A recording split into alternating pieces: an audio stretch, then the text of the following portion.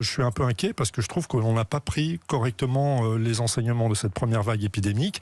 Et quand je vois par exemple que j'ai des collègues qui m'appellent dans des hôpitaux pour me demander comment gérer des clusters dans leurs hôpitaux et que apparemment ils ne savent, ça ne se fait pas bien, je pense qu'il y a un vrai problème, quoi. Je me demande même si on a vraiment compris le message. C'est grave ce genre d'appel, là, ce que vous nous dites ce matin.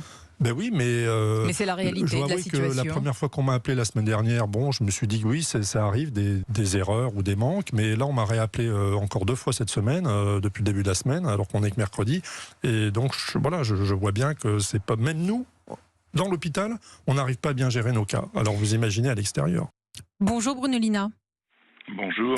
Vous êtes virologue, membre du conseil scientifique. Merci d'être en direct sur Europe 1. Alors d'abord, sur ces cas dans les hôpitaux, c'est extrêmement inquiétant que les médecins ne savent pas comment gérer les situations, leur propre situation. Alors, il faut bien comprendre que si les médecins appellent à l'aide, c'est qu'en fait, il y a dans les hôpitaux une reprise de l'activité normale, ce qui est nécessaire, puisqu'on sait qu'il y avait un certain nombre de personnes qui étaient en attente de pouvoir revenir à l'hôpital pour des histoires de cancer, pour des choses qui sont très importantes, et on a pris du retard. Voilà.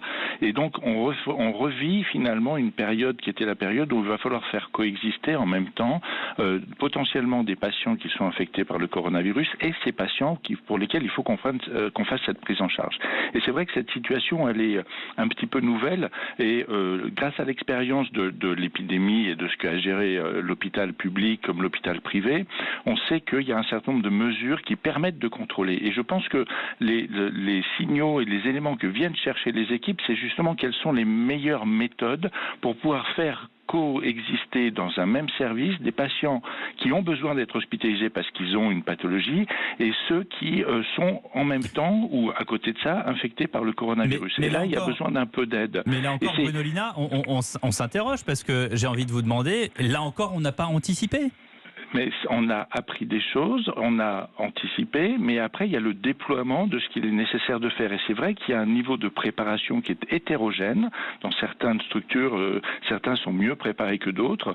Et on est actuellement dans une situation où, heureusement, même si on pourra peut-être reparler de ces fameux foyers d'infection, on n'est pas dans une recrudescence massive de ces foyers d'infection. Donc on arrive à gérer cette situation, mais il y a le contexte particulier de la coexistence des deux types de patients, infectés et non infectés, qui est un petit peu nouveau et pour lequel justement il faut qu'on commence à se mettre en place une doctrine d'utilisation et de bien gérer les deux, c'est-à-dire à la fois gérer ces deux types de patients et le risque de dissémination ou d'absence de dissémination du virus.